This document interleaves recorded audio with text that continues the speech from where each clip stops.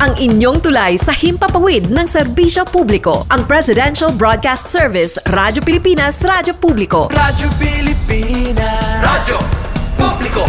Kinilala ng pang-international at prestigyosong Asia Pacific Broadcasting Plus Awards 2025 para sa kategorya ng Government Streaming. Ito ay dahil sa epektibo nitong pagsasanib ng mga tradisyonal na media tulad ng telebisyon, radyo at print para masabayan ang mabilis na pag-inog ng mundo ng digital at social media tungo sa mas epektibong paghahatid ng mahahalaga at napapanahong mga impormasyon sa mamamayang Pilipino.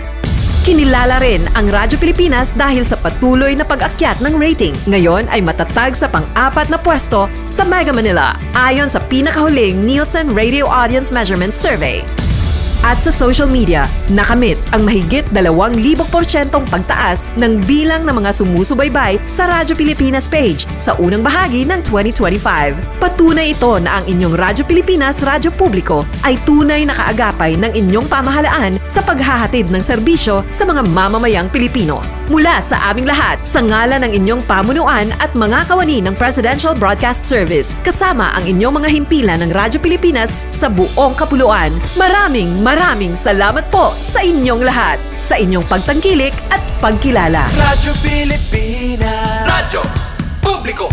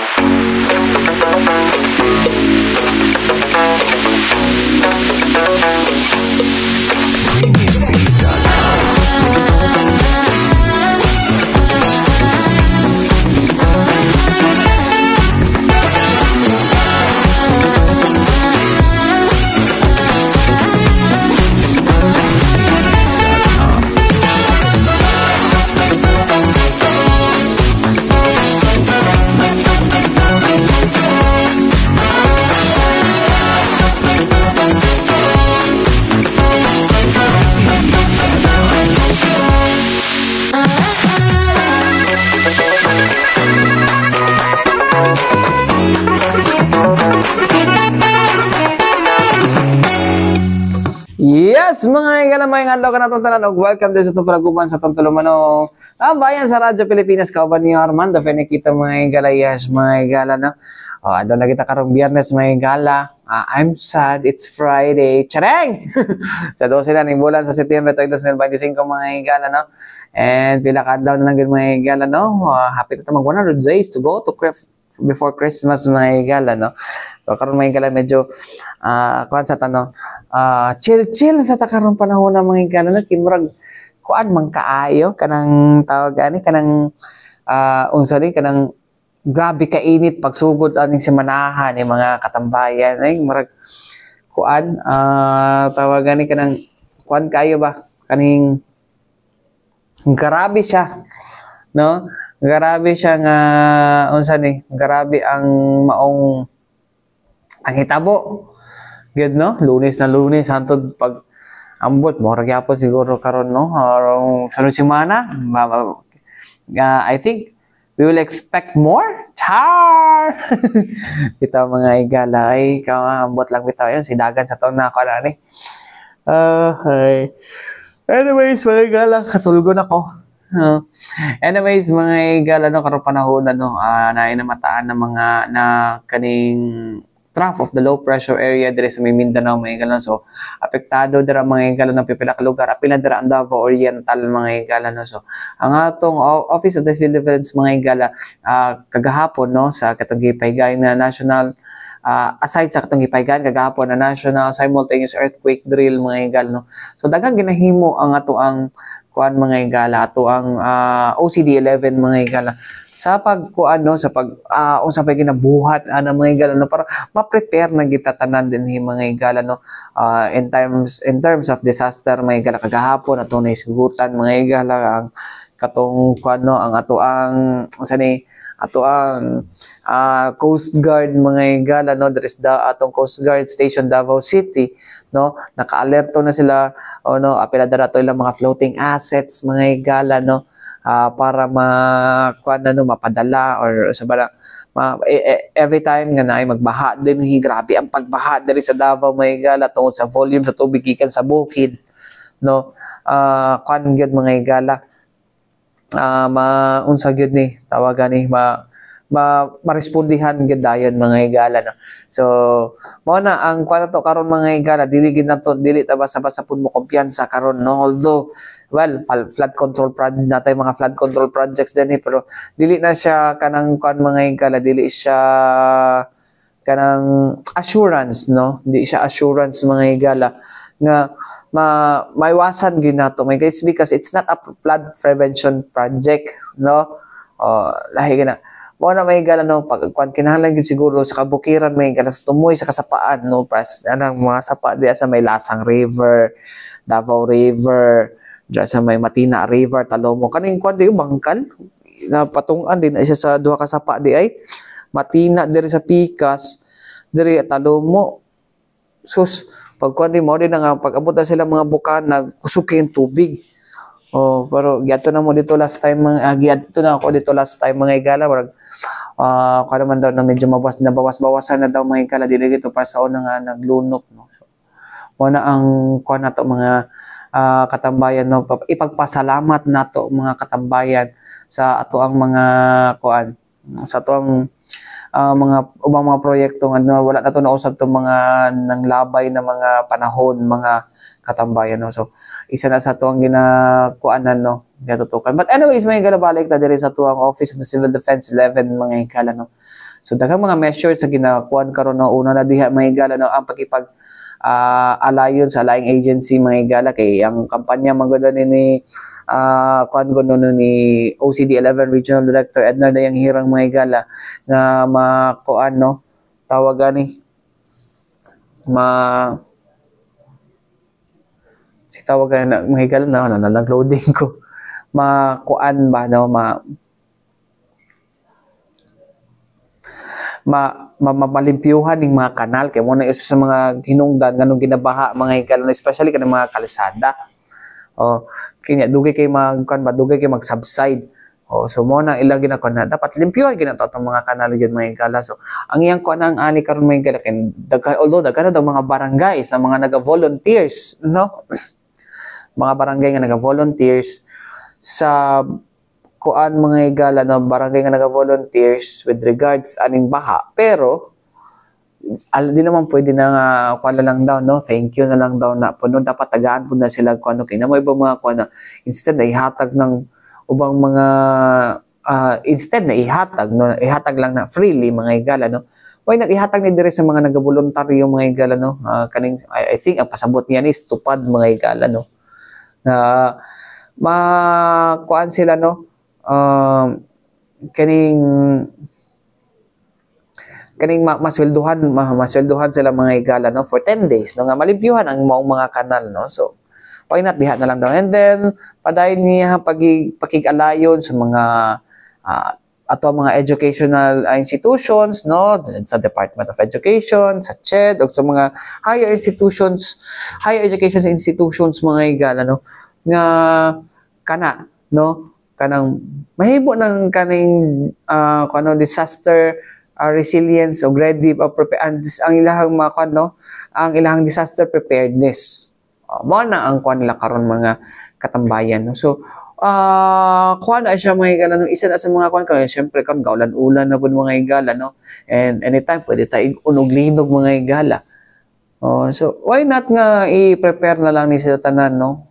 So mo na ang kuan, no, isa sa mga kuan karon ni OCD 11 Regional Director Edna Dayang. Anyways mga higala, alang sa atong kasayuran regarding ani akong ginapangyaw-yaw karon may adto pa minawon mga higala, no, aron masabtan nato si OCD 11 Regional Director Edna Dayang Hirang. Paminaw na to. Last year pa na, I think December, sige na problema nato ang ato mga drainage din sa, especially in the urban areas, no, like Panabo, Davao City, Guban pa, like, and also Mati City, na explain ko ganyan. Then right after last June or July ba to, you have the initiative along with the Department of Interior and Local Government na i-inspect ang mga drainage. Kumusta na ang tawagan compliance sa itong mga local government is along with the DILG? Well, In fact, magpasalamat ko sa mga barangay officials at sa mga municipal mayors sa mga previous administration. And current administration, ako po silang ginapahinunuan. Why? Because sa feedback na ko, when I monitor them, halos kada semana na dahil sila limpyo na yung tao. And they're now cleaning. So, but we have to push further, no? Na i-widen yun ang ilang activities. And in fact, karon na ako'y gina-plan with Dole, hindi mapwede libre pero ang cleaning, voluntary. So hopefully I can make an agreement with Dole. Kung ito pangatag ito nila, imbis na pangatag lang na walay value added, we will, ipuan na lang para i-labor na lang para sa pagpalimpyo ng mga kanal. So hopefully I can get that para matabangan ang mga barangays, especially dagko nga barangay, na kailangan mga dagang kanal, ang purok level na ang kailangan na activity. So, with regard to your question, nalipay na dito na the barangays are responding with the mayors. Isa ang tawag ito, after atong panog, di ba, anak ka last time, last July, na inwan ka na maragi, paano mo sa council, i-propose din mo na dapat na-collaboration with the DILG sa pagputok sa tuwang mga drainage. Di mo man ang isa sa mga hinundan na ginapaha ang isa ka lugar. Tunod na. In fact, ako pasalamat kay Director Matalang because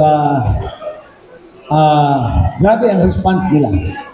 They are now training their own people up to the municipal local government operations officer. MLGOO, capacitate lang niya karon regarding disasters, flooding, and everything. Because, tuduan sa nila ilang mga tao before they can function well. But sa ilang early warning, active na po kayo sila. Grabe na ka-active. Purag masubrahan pa ang amuang early warning. Ang ilang in charge diya sa region, pag naay mga kinanglan inform na yun, ano yung advantage sa DLG? Subay diretso, MLG, diretso sa barangay ang ilang communication line po, no? So far, early warning, very good. Capacitation, very good. They're now doing. No? May kabalo man ko kay mag-lecture man po ko sa ilang mga training schedules. So with DepEd, no? Di nato ganun ang DepEd sa grabe good roll out sa training nila sa mga principal level na. Imagine, gina-train na karon for disaster ang mga principal. No? Dili lang regional officials o provincial officials of DepEd, but principal. Davao City, wa pa mahurot kay 400 plus ka principal. Murag nakatunga pa lang sila. So sa flooding, kaya pa sila sa akaning gina-train na to ako mga principals. Ang principal, management of flooding. They have to manage their schools. Kaya ang akong guidance sa ilaha, after ma-train ang principal, i-organize ang incident management team per school. Kananglan, kada eskwelahan na ay response team na i-appoint sa principal. Katong ilang response team na i-appoint sa principal, mao na ito'y training na po. No? On various training, sa fire, sa landslide, sa inana. Ang ako ang design sa DepEd. So, they are following it. Wala ka na ba itong mga HCI sa nisa kay sa ang panahon dira sa obrero na university nga napagkakit alas 3 sa Kadlawon. Okay. In fact, last week, nag-meeting namin sa UP Mindanao. No less than the Chancellor ang akong kasabot. So, nag-meeting may sa iyang team, ang Vice Chancellor for Administration and the disaster team of UP Mindanao. First meeting namin kasi we will collaborate. Ang akong agenda with them is strengthen ang ilahang disaster management kung unsa mo itong existing nila. Then I wanted UP to be relevant to the people. Kanang mo gawas po sila sa ilahang mga experts nila. Ang USEP na to is also si Gabales, si President Gabales, nagka-agree namin. In fact, manaw akong studies sa flooding, di ba? Sugdan na nako karon ang landslide. Si Gabales, ipahulam niya sa kuha ang mga geodetic engineers niya. Ingon niya, I will lend you my geodetic engineers sa imong study evaluation sa mga landslide prone areas na po sa Tibok Davao Region. Now, napatay intervention o agreement with CHED, no? Kasi state universities. So, sa CHED, nag-agree na po ni sa CHED that they will help OCD pa-mainstream ang disaster management sa mga higher education. Sa private sector, naman tayo naka-train na tayo sa RMC, sa UN, then hopefully sa sunod, Ateneo na ang atong i-training. So, elementary, high school, colleges, and universities atong i-appeal na. Then, corporations like mining companies, they're also collaborating with us, ongoing ang mga capacity building sila. So, mga higala, no? Ang pahayag ni OCD 11 Regional Director Ednar Dayanghirang, mga higala, no? So, medyo, I hope, klaro sa inyo hato yung giingon, no? Okay. Dagan-dagan sila, kaya daghan po gina-prepare po si mga higala, no? Nga, mura ginapang kuwan sa mga klase-klase disaster response, mga higala. In terms nga, pagmabuo na sa DepEd, ang kaning ilang incident management or incident command management, management command, mga higala sa mga kaning mga educational institution, education, ilang mga school institution, ilang mga schools o institutions, no, nga sila, no, maandam sila, no, nga kabalo sila kung silang buhaton panahon nga naay mga ng incident. Sus, naka-experience ko ng baha ang kanang mga higala. Ang muskilahan sa una, diya sa may obrero, abtan may alaunas kadlawon baha pagid gihapon, no, pero di mo gid makuno kay dito sa likod mo yung kanang mo pamigay kanang building sa College of Arts and Sciences diha, mga higala, no, nilalum ang tubig taga hawak o so maglisod ang mga kuandera o tabok, taga hawak palagi reklamo na. Pero lagi anak na dira sa una, grabe ito nga kanay pagbaha gid, mga higala, why rescue. Nagpaabot na lang pila ka oras para makuan gikan sa hulat ng tabs, undang lang na. So swag yun, di undang hantod, di undang alauna or alas 2 na ata to. Wala jet. Ambot na ka ang gwardiya po kung nakanang nung wala katawag og rescue. Di ba? So sa bagay wala pa mo uso ang kuan ato sa unang mga higala, social media.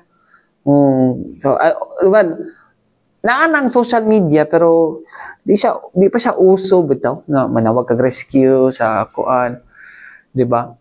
Hindi ka makakuan dayon maka-communicate, mga higala, o di pares karon mo na advantage sa social media gid, mga higala. Sa una gani, no, although na may internet sa una pero wala pa man kay nagagamit ana, no, 2011 wala pa kay nagagamit ana, wala na kulong rami dito sa kuan tong mo ang office sa kanang school student publication, mga higala. Ana ra siya.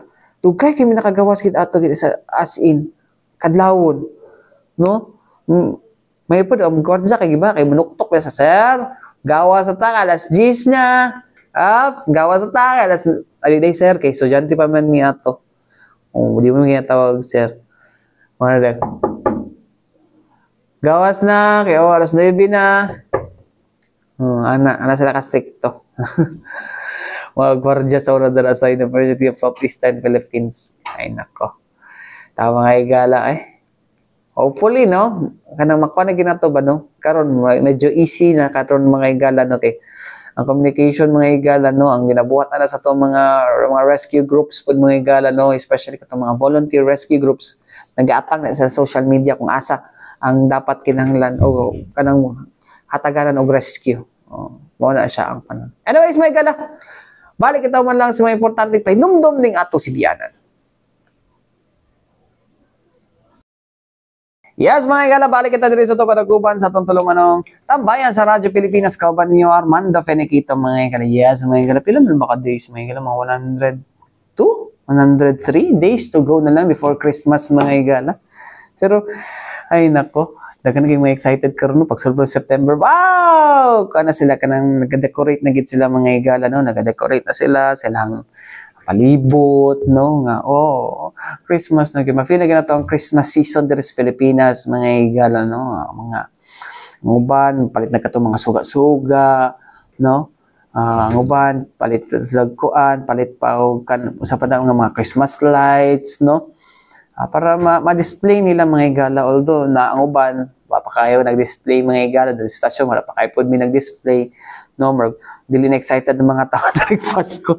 Mas excited sila sa November 17 mga higala. November 17 na sila nga kuan, mas excited, no? So anyways mga katambayan, no, karon kay hinahinay pa man lang ng pamalit mga higala, no, ni pang decor, hinahinay pamalit og pang kuan, pang sa baba na, no, wala gyud pang decor mga higala, no, para kuan nindot sa tan-awon mga higala, no. Pero dito sa laing nasod mga higala, no, for example sa US, no, mailhanay mo ang Pinoy dito, no? Kay muro man na excited mag-decorate og September, no? Pagsugod sa bare months, no? Karon mga higala, no, madungot like katong dito sa SM mga higala, no, dungog na ako, no, na nasakop na tanan, nasakop na ako na nagsugod na ang invasion ni Jose Maria Dog ni kuan ni Mariah Carey, and don't wanna, no. Tapos, tama daw, naman di ko, no, naman di MIM, concert si Mariah Carey mga higala sa Mall of Asia Arena mga higala, karong October po siya, no. So, bitaw ay, nagkalagi mga excited mga higala, no, pero kabalo ba no, before tamo palit og mga higala, mga decorations mga higala, ato po sa sayron po, no, kung safe ba na siya, no. Wala ba tayo ko, okay, para di na mga kuwan, kaya pasik wala dahilan, sunod-sunod ba yung mga sunog karon mga higala, tapos daghan kayo mga incident, July, August pa lang, sa atong second half or second semester mga higala, pila to kasunog mo, ato man nahisgutan kagahapon, di ba? Pila kasunog na ba?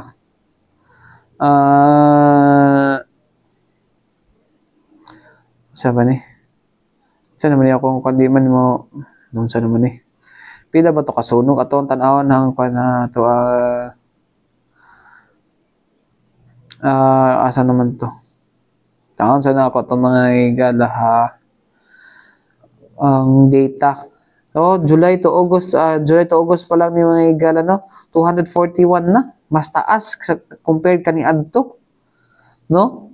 Niya top 3 nga kuan may higala. Balik ko lang na ako. Niya top 3 nga kuan electrical short circuit. Mo ginanguna. Pero wala lang naka-breakdown kung anong nanguna si electrical short circuit. Well, kada sunog man mga higala, mo gina ang top 1 kin mga higala, no? Top 1 mga higala sa mga kaning insidente sa sunog mga higala, electrical short circuit kina permintig yun, no? So ingat kita na may gas na ginapamalit, no? Anyways mga higala, di na to nadugangan ng mga di na to dugangan ng mga mga hitabo nga sunog mga higala, no? Okay, baya tawagan kanang lisod masunugan mga higala, no? Tang lisod agin masunugan mga higala. So di ginato di na to asa ko kapila na kaduha matami na sunugan mga higala, no? Kanang lisod kayo may kato premier di pa na ako kay bata pa man ko, pagkatong mga teenager ko nga nasunugan, milisod kayo makabangon. Sunod lang. No, especially pag ang kuan ninyo, kung tayo ang nasunog pag kay mo pag mo source of income, na lisod kayo makabangon. Kay asa man ka mangitawag ka ng alternative. Ba? Okay ra tong mga nasunugan ka pa napakaitrabaho compared sa katong nasunog kay katong source of income nimo. So ingat kita may. Anyways, mga higala, dinhi tanaw balik sa Christmas decor mga higala na adunay pahimangno karon, no, ang Bureau of Fire Protection kabahin niya na mga higala, no, o di ta maglangan ato ng siren mga higala, no, ang mao pahimangno, no, gikan sa Public Information Unit sa Bureau of Fire Protection 11 pinaagi kang Senior Fire Officer 2 Sheena Soralta. Paminaw na to. Sugod nga bare months, so daghan jud ang mga Christian nagasugod nagpalit og mga Christmas decors unsa ato ang reminder sa ilang hamam ug unsa pud tong number 1 na kinahanglan nila hinumduman nga if ever magpalit na sila og Christmas decors. um, it is always na gina-remind ang public no to buy quality checked na mga appliance, especially with the Christmas lights na amang gimamalitan ano, and always check of course ang ilahang mga saksakan kung dili ba na di mag-spark pagsaksak nila, and of course to check if mag-heat ba na ang ilahang mga appliance. Always na may ang among information and education section no naga-post ni og mga reminders as always, and of course sa Ricorida, and if makita ninyo nga visible sila in the area, ilagin na gina-announce sa trompa na it's not only with those Christmas appliance na magbantay sila, but in everything, in all appliance that has something to do with electrical or anything that is hazardous to fire, gina-remind sila kung na dapat bantayan nila kung maggamit sila. And kanang sa mga appliance, if magpalit sila og mga gamit, tanaw na to kung barato o lig-on ba o na-check ba yun na ICC quality check ba yun, na quality check ba yun siya. Kay I know sa everyone wants to to feel the spirit of Christmas and also magtipid because of and basing nag-inflate na karon so mangita gyud og barato, but let us always be sure of the quality of the product na we are going to buy, and of course check the quality of our electrical wirings at home if okay pa ba siya. So, mao to mga katambayan, no? Ang paimangno ni Ma'am Sheena Suralta. So, siguraduhin ginato ang quality, no? Siguraduhin ginato ang quality sa to ginapalit mga igala, no? O kuan, no? Ginapalit nato mga igala kay lisod na. Barato tuod, pero bugas posible pa ta nga wala kanang kuan na may igala, no? Kabtangan tungod lang anang barato. Ay na lang, may gala. Anyways, may gala din hita sa tong hisigutanan may gala na sa to ang natad sa tuang supply sa kuryente mga gala. Di ba tong mga milabay mga semana o adlaw ba to may gala no nga nanato sa yellow alert status may gala sa supply sa tong kuryente may base sa forecast ba to sa National Grid Corporation of the Philippines may gala. No, so akong gipangutana ang Davao Light with regards sa apektado ba ang Davao City or supply sa kuryente sa Davao City. So syempre karon bare months na mga igala, no.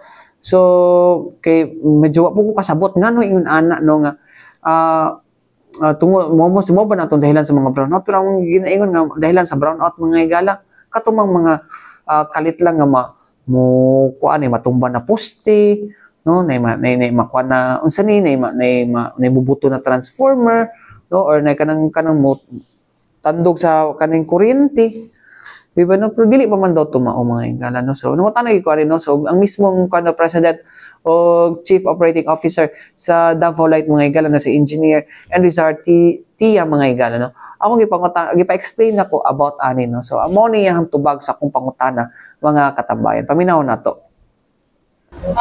Saan ang mga measures na ito, sir? Para sa stable ba ito ang supply karon?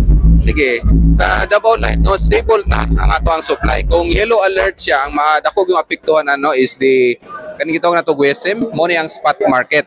Ang spot market mo god, siyempre merkado siya, so naay supply, naay demand.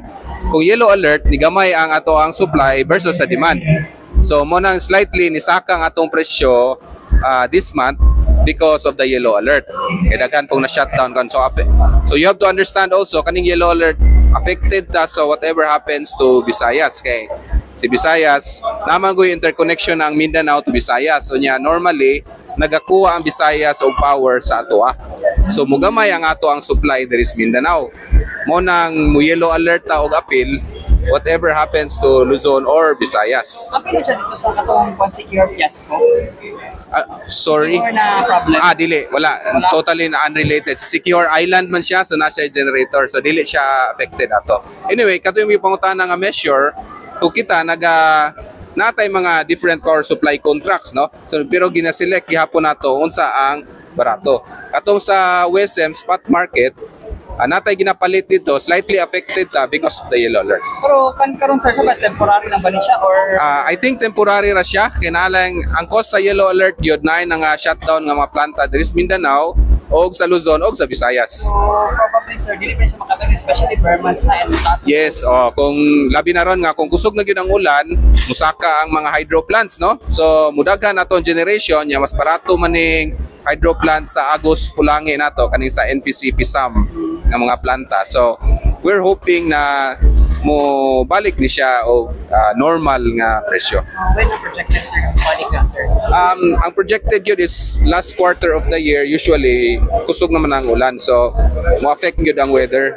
Kung kusog ang ulan, daghantag mga capacity sa atong hydro plants, then musaka ang capacity. So mao to mga katambayan no, gi-assure niya nga iko gyapon ang supply sa ato ang kuan no, sa ato ang kuryente dinhi sa to sa ilang franchise area sa Davao Light mga higala no. So tapos kung with regards kung magmahal ba, well ginakuan man gihapon na nila mga higala no.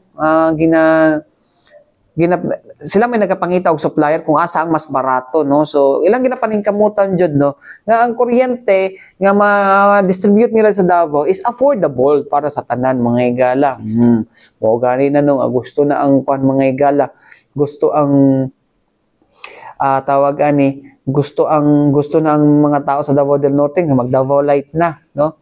Kay mahalan daw sila. Actually mahalan daw sila sa ilang pikas nga kuan, pero actually mga higala ang kuan man gud adang sa kuan sa akong nasabtan mga higala no, dagko na mo sila utang gud sa mga kuan gud no, sa mga power, sa mga suppliers mga higala sa kuryente no, ang mga kanang mga power generators. So kung dako sila kuan ang hindi mamahal gina mga higala kay apil pa man interest lang bayaran char. Pabitaw ang utang ginapasan nila sa mga consumers mo na mahal ang kuryente nila siguro dito. Yana siguro no. Kay ganung mahal man kung kay cooperative niya kuan baya sila. Sumala pa ni Governor Edwin Hubay, subsidized baya sila sa kuan, subsidized baya sila sa gobyerno. Kay co-op sila. Well, mapabaluan na no. So issue nila na. So mo lang ingon. So anyways, mga higala, it's the weekend. Sama sa kang kagad niha. It's the weekend and hopefully no, chill tatanan karon din no. Walay kuan. Pahulay tatanan mga higala no. So mahimo patuog taman mga tuog taman mga higala para makabawi sa tulog nga nawala karong semana. Anyways, mga higala, watay kong oras ang alas 5 persa sa DXRP Radyo Pilipinas, Radyo Publiko Davao mga higala. Ako yung nakauban Armando Feniquito. Alang sa tambayan sa Radyo Pilipinas, ang sunod na usab, daghang salamat og maayong adlaw kanatong tanan.